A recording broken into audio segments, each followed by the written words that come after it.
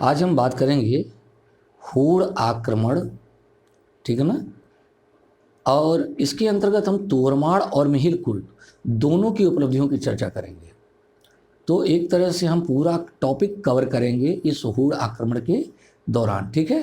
तो चलते हैं। देखिए कि भारतीय इतिहासकार मानते हैं कि काकेशस से हूणों ने मध्य और दक्षिण एशिया के अन्य देशों में फैलना शुरू किया। कुछ इतिहासकार मानते हैं कि हूण जो है बंजारा जाति के लोग थे, जिनका मूल वोल्गा की एक नदी के पूर्व में था और वे 370 ईस्वी में यूरोप पहुंचे थे। और हूणों ने दक्षिण पूर्वी यूरोप और उत्तर पश्चिम एशिया में अपना साम्राज्य स्थापित किया था। अटिला नामक हूण ने अपना साम्राज्य 4वीं और 5वीं शताब्दी के दौरान यूरोप में स्थापित किया था और मध्य एशिया में ये 6वीं या 7वीं शताब्दी में आकर बस गए थे। और 100 ईसा पूर्व से लेकर 500 ईसा पूर्व तक हूणों का आतंक दिखाई देता है। आगे चलते हैं। देखिए अब हम स्पष्ट रूप से इसकी व्याख्या करते हैं। देखिए हूण जो है, विमल चंद्र पांडे की किताब से मैंने कुछ संदर्भ उठाए हैं, जिसमें कहा गया है कि हूण जो है चीन की हुंगनू जाति से संबंधित थी। हुंगनू हूण, देखो समानार्थी शब्दों के आधार पर देखा जाए। अब कुछ विद्वानों के अनुसार ये जो थे वो एथलाइट जाति से संबंधित थे, जो कि यूची शाखा से संबंधित थी। देखो ध्यान रखिएगा, यही वो यूची शाखा थी जिससे आपके कुषाण वंश निकला था, ठीक है ना। तो यूची शाखा की एथलाइट जो जाति थी वही हूण कहलाए। देखिए हूण मध्य एशिया में निवास करने वाली एक बर्बर जाति थी।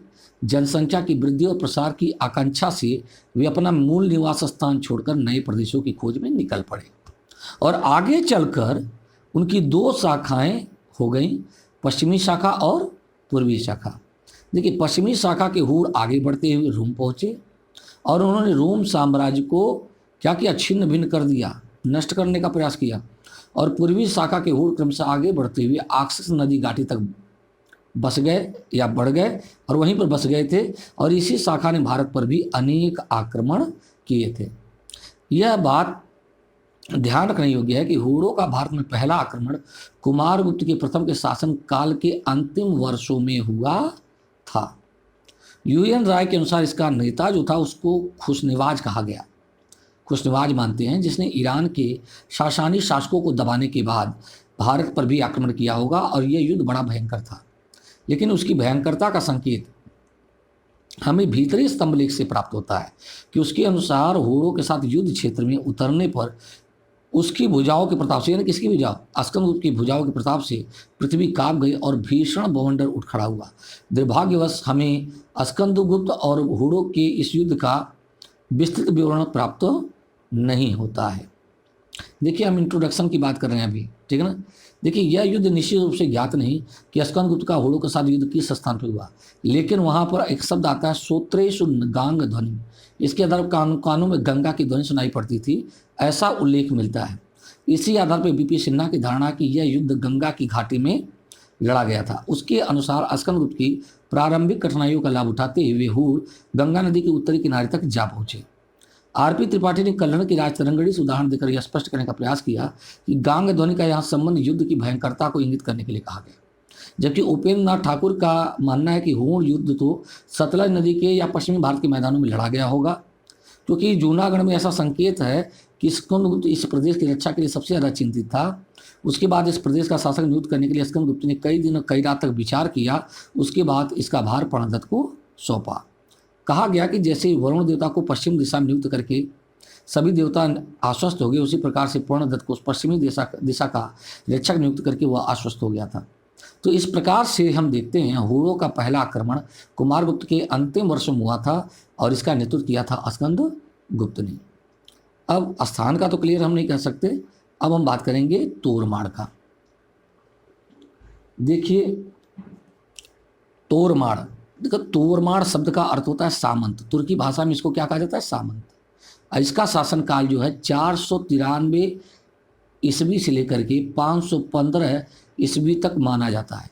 तो 493 से अगर 515 के का हम अध्ययन करें तो 15 + 7 यानी 22 वर्षों तक इसने शासन किया।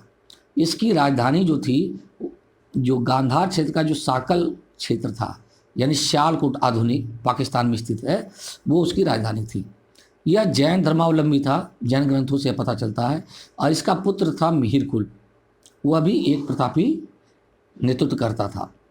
इसने इसकी उपाधि जो थी, एरण लेख में महाराजा धीराज, कुर्रा लेख में इसे सामंत कहा गया है, जबकि ऐसा कहा जाता है कि जौबल और हूड़राज, कुछ अभिलेखों में जौबल और कुछ सिक्कों में हूड़राज जैसा संबोधन मिलता है। इसके अतिरिक्त इसको राजा धीराज महाराज जौबल की उपाधि से विभूषित किया गया दिखाई पड़ता है कुछ अभिलेखों में। अगर इसका देखें तो प्रारंभिक जीवन में ये बैक्टीरिया के हूड़ों के अधीन सामंत के रूप में शासन कर रहा था और कालांतर में इसने भारत पर आक्रमण करके पश्चिमोत्तर क्षेत्र में यानी पाकिस्तान के क्षेत्र में अपनी एक राजधानी सियालकोट में बसा ली। इसके बारे में हमें जो जानकारी मिलती है वो जैन ग्रंथ कुवलय माला, राजतरंगिणी कल्हण की, आर्य मंजूषी मूलकल, बौद्ध ग्रंथ, कुर्रा लेख और एरण लेख और उसके कुछ मुद्राओं के द्वारा हमें पता चलता है। अब इसके हिस्टोरिकल अचीवमेंट की हम बात करते हैं, उपलब्धि की। तो पहला उसमें है पंजाब के क्षेत्र पर अधिकार। देखिए, जब बैक्टीरिया का ये हुड़ का सामंत था, बाद में जब स्वतंत्र हुआ तो इसने तोरमाड़ ने गांधार के क्षेत्र पंजाब पर आक्रमण किया और उसे जीत लिया, ठीक है ना। 778 ईस्वी में लिखित जैन ग्रंथ कुवलय माला का कथन है कि तोर राय अर्थात तोरमाड़ समस्त विश्व का स्वामी बन बैठा था और चंद्रभागा नदी के तट पर स्थित पवैया में रहता था, ठीक है ना। और वहाँ पवैया क्षेत्र यानी पंजाब वाले एरिया में उसकी हमें तांबे की मुद्राएं प्राप्त हुई हैं। और कुर्रा अभिलेख से भी पंजाब पर तोरमाड़ के अधिकार सिद्ध होता है। अगला हेडिंग है तो कौशाम्बी पर अधिकार की सूचना। देखिए, कौशाम्बी की खुदाई से भी तोरमाड़ की 2 मुद्राएं मिली हैं, एक पर तोरमाड़ लिखा है, दूसरी पर हूड़राज लिखा है। इन राज मुद्राओं से पता चलता है कि तोरमाड़ ने उत्तर प्रदेश का एक बड़ा भाग भी अपने अधिकार में कर लिया था। अगला हेडिंग है पूर्वी मालवा पर विजय। देखिए, 165 गुप्त संवत का अर्थात 484 ईस्वी का एक एरण अभिलेख मिलता है। इससे प्रकट होता है कि महाराज मातृविष्णु एरण प्रदेश में बुधगुप्त की अधीनता में विषयपति था और इस अभिलेख में उसके भाई धनविष्णु का भी नाम मिलता है। एक अन्य है भानुगुप्त का, वो अभिलेख है 510 ईस्वी का। उसमें कहा गया है कि भानुगुप्त के एरण अभिलेख में कि मातृविष्णु की मृत्यु के बाद उसके भाई धनविष्णु ने एक मंदिर का निर्माण किया था। अच्छा नहीं, ये भानुगुप्त के एरण अभिलेख में ऐसा मिलता है जानकारी कि 191 गुप्त संवत में, है ना, अर्थात 510 ईस्वी में यह पता चलता है कि वीर राजा भानुगुप्त ने एरण में एक युद्ध किया। इसमें उसका सेनापति गोपराज मारा गया। कौन मारा गया? गोपराज मारा गया, ठीक है ना। और उसके शव के साथ उसकी पत्नी भी सती हो गई थी। तो ये सती प्रथा का सबसे प्राचीनतम साक्ष्य देता है कौन? एरण लेख, ठीक है ना। अब बाद में इस पर धनविष्णु के द्वारा, ठीक है ना, तोरमाड़ के अधीन शासन करते हुए हम लोग पाते हैं, ठीक है ना। तो इस प्रकार से देखते हैं कि पूर्वी मालवा का जो क्षेत्र था वह तोरमाड़ के अधीन था, लेकिन ये ज़्यादा समय तक उसके हाथ में नहीं रहा, ठीक है ना। कैसे? अब चौथी हेडिंग है प्रकाश धर्मा से पराजय। एक रिस्थल लेख मिला है 515 ईस्वी में, करीब 1984 ईस्वी में एक अभिलेख मिला था जिसको कहते हैं रिस्थल अभिलेख। तो यशोधर्मा का पिता था प्रकाश धर्मा। तो प्रकाश धर्मा के द्वारा वो क्या है, पराजित हुआ और प्रकाश धर्मा ने मंदसौर या पूर्वी मालवा के इलाके को क्या किया, अपने अधिकार क्षेत्र में ला दिया। तो इस प्रकार से देखते हैं पूर्वी मालवा जो कभी उसके अधिकार क्षेत्र में था, प्रकाश धर्मा के समय में उसके हाथ से निकल गया। अब अगला है साम्राज्य विस्तार की बात करें तो इस प्रकार देखें तो गांधार क्षेत्र में तो शासन कर ही रहा था, उसके अलावा कश्मीर, पंजाब, उत्तर प्रदेश का बड़ा भाग और पूर्वी मालवा का कुछ हिस्सा कभी उसके साम्राज्य विस्तार का अंग रह चुका था। अब हम अगली हेडिंग की बात करें धर्म सहिष्णु शासक के रूप में। देखिए, हमें ऐसा पता चलता है कि तोरमाड़ जो है उसमें धार्मिक कट्टरता नहीं थी, तो उदारवादी शासक था। इसके शासनकाल में रोट सिद्ध वृद्धि नामक एक व्यक्ति ने बौद्ध विहार बनवाया था। एरण अभिलेख से पता चलता है कि उसकी अधीनता में शासन करने वाले धनविष्णु ने नारायण का मंदिर बनवाया था और उसकी मुद्राओं पर सूर्य अंकित मिलता है। कुवलय माला नामक जैन ग्रंथ में पता चलता है कि तोरमाड़ जो है या तोर राय जैन धर्म में आस्था रखता था। इस प्रकार से देखते हैं कि तोरमाड़ जो है एक जो क्या था, उदार और धार्मिक प्रवृत्ति का व्यक्ति था। और मिहिर कुल के लेख से भी पता चलता है कि उसने न्यायपूर्वक तरीके से शासन किया। इस प्रकार से देखें तो तोरमाड़ जो है हूणों में सबसे न केवल शक्तिशाली था, बल्कि उसने गुप्त साम्राज्य की व्यवस्था को छिन्न भिन्न कर दिया, ठीक है ना। और यहीं से गुप्त साम्राज्य के पतन की कहानी शुरू हो जाती है और इसकी मृत्यु 515 ईस्वी के आसपास हो जाती है। और इस तरीके से देखा जाए तो करीब इसने 22 वर्षों तक क्या करता है, गांधार क्षेत्र पर शासन करते हुए उत्तर भारत के कई क्षेत्रों पर अपना अधिकार बनाए रखता है। तो इस प्रकार से देखते हैं कि यह अपने सत्य, शौर्य और न्याय के लिए बहुत ही प्रसिद्ध था। अब अगली हम बात करेंगे मिहिर कुल की। देखिए मिहिर कुल का जो समय है वो 515 ईस्वी माना जाता है। अपने पिता की मृत्यु के बाद उसने 515 ईस्वी में सियालकोट यानी साकल पर राज्यासीन होता है। और यह साकल कहाँ पड़ता है, गांधार क्षेत्र में। यह बहुत ही कट्टर शैव था। इसका पिता तोरमाड़ कहीं ज़्यादा प्रसिद्ध राजा था और तोरमाड़ के बाद, उसकी मृत्यु के बाद मिहिर कुल शासन करता है। इसके लिए कई अभिलेखों में कुछ तेगीन और गोल्ल जैसे शब्द उल्लेख मिलते हैं, ठीक है ना। इसने अपने पिता की तरह महाराजाधिराज जौबल, है ना, या हूणराज, राजाधिराज महाराज, अतुल विक्रम और पति प्रतिबिया जैसे उपाधि को उसने धारण किया था।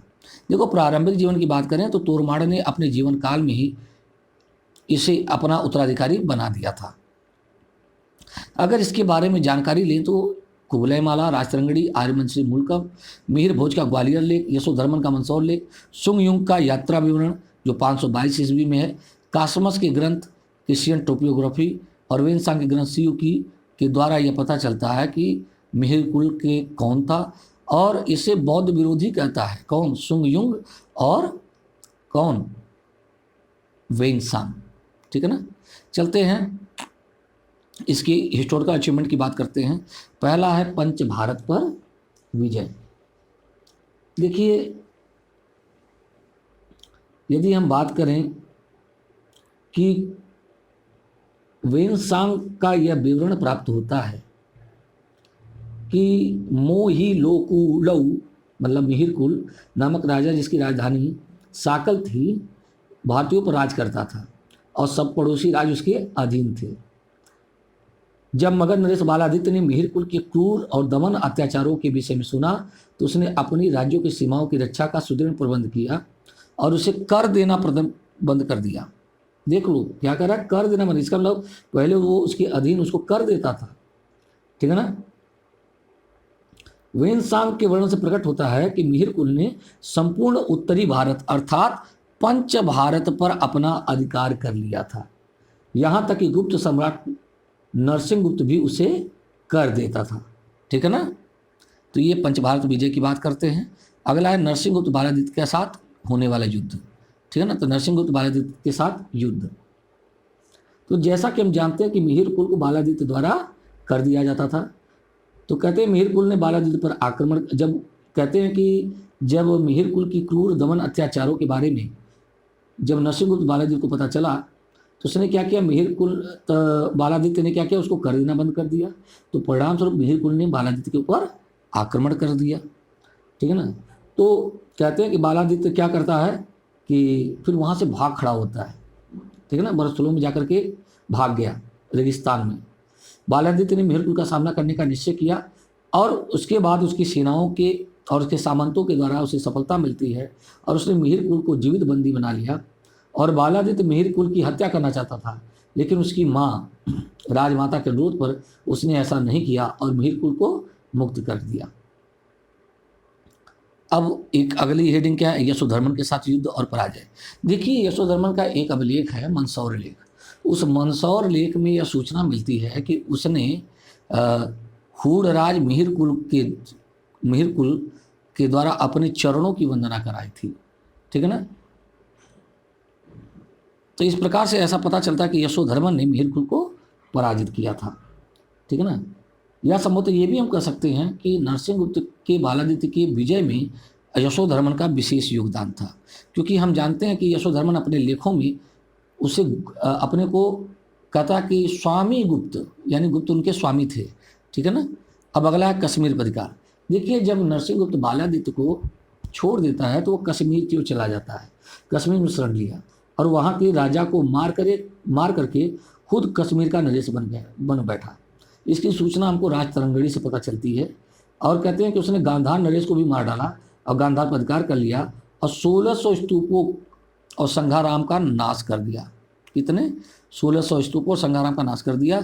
इस प्रकार से कश्मीर और गांधार क्षेत्र पर इसने शासन करना शुरू कर दिया। ठीक है ना।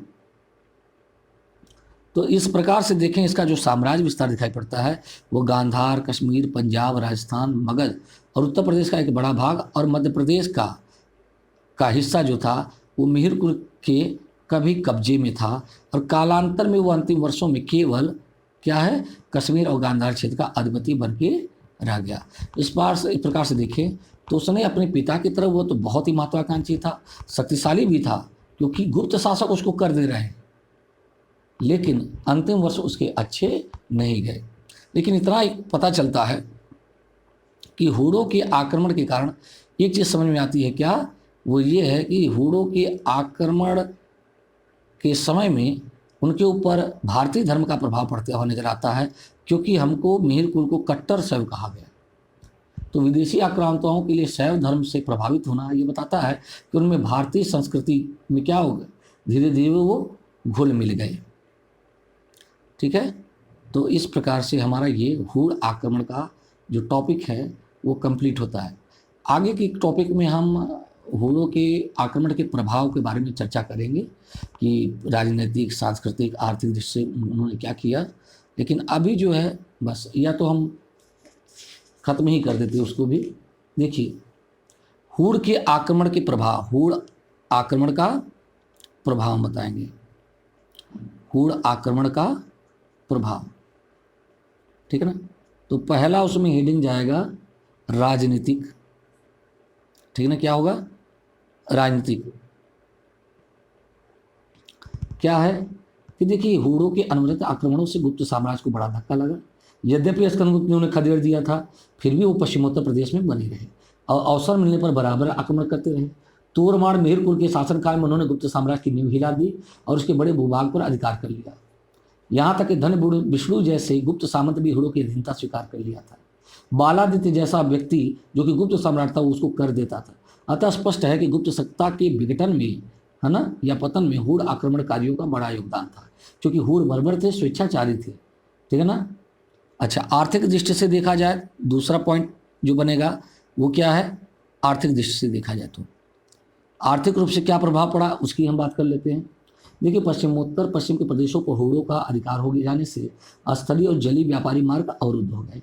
भारत बाह्य देशों से कट गया और हूणों ने अपने आक्रमणों के दौरान धन धान्य की खूब लूटपाट की। उनके अत्याचारों और असुरक्षा के बीच के वातावरण में देश का व्यापार व्यवसाय भी क्षतिग्रस्त हो गया। तो जो व्यापार कभी उत्तर भारत के क्षेत्र में सर्वाधिक होता था, अब वो कहाँ चला गया, अब वो दक्षिण भारत की ओर होना शुरू हो गया। तो एक तरह से उत्तर भारत की आर्थिक व्यवस्था को उसने क्या किया, जर्जर बना दिया। ठीक है ना। और इस समय में गदैया प्रकार के सिक्के इन हूणों के द्वारा चलाए गए थे। अब अगर हम बात करें सामाजिक दृष्टि से क्या प्रभाव पड़ा, तो सामाजिक दृष्टि से हम अगर बात करें तो बहुत बड़ी संख्या में हूण भारत में आकर बस गए। यहाँ की जातियों में घुल मिल गए। रक्त सम्मिश्रण से यहाँ नवी जातियों का प्रादुर्भाव हुआ। स्मिथ के अनुसार राजपूत के जो 36 कुलों में से एक हूण कुल भी था।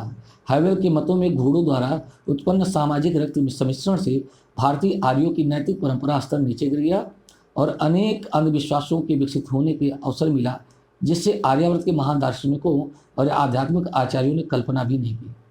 ठीक है ना। टाड़ महोदय का मानना है कि राजपूतों की उत्पत्ति भारतीय हूणों से ही हुई थी, लेकिन इसका कोई निश्चित प्रमाण नहीं है। कुछ लोग तो गुर्जरों को भी हूणों का संतान मान लेते हैं।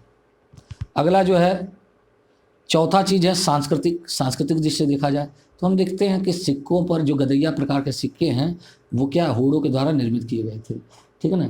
इसके अलावा राजचरित्र में कथन है कि जब मिहिर कुल चलता था तो उसके आगे गिद्ध कौवे उड़ते थे। उसके सैनिकों द्वारा मारे गए व्यक्तियों को खाने के लिए उद्यत रहते थे। वो बच्चों, स्त्रियों और वृद्धों के प्रति दयावान नहीं था।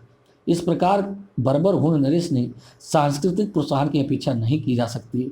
उस समय बौद्ध विहार विद्या का केंद्र था, परंतु मिहिर कुल ने हजारों की संख्या में विहारों और बौद्धों को नष्ट कर दिया, जिसकी पुष्टि वेनसांग करता है।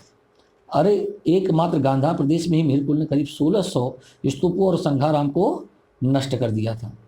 और इसके समय में तक्षशिला और काशी आदि केंद्र को भी बड़ी जो विद्या के केंद्र थे उनको बहुत क्षति पहुंची थी। अब धार्मिक दृष्टिकोण से देखें तो देखिए भारतीय संस्कृति से ये हूण बड़े ही प्रभावित हुए थे। देखिए तोरमाड़ क्या था, वो जैन धर्म को स्वीकार करता था। और इसके अलावा अगर मिहिरकुल की बात करें तो वो क्या था, वो कट्टर शैव था, ठीक है ना।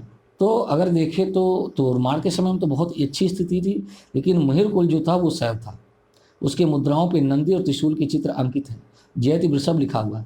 राज तरंगड़ी के अनुसार उसने कश्मीर के श्रीनगर में मिहिरेश्वर शिव मंदिर का निर्माण कराया था।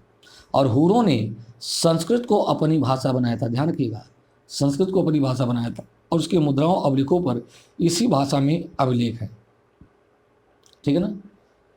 इस प्रकार से देखें तो ये पूरा टॉपिक हमने कवर कर लिया, ठीक है ना। और उम्मीद है आपको आज का टॉपिक बड़ा अच्छा लगा हो।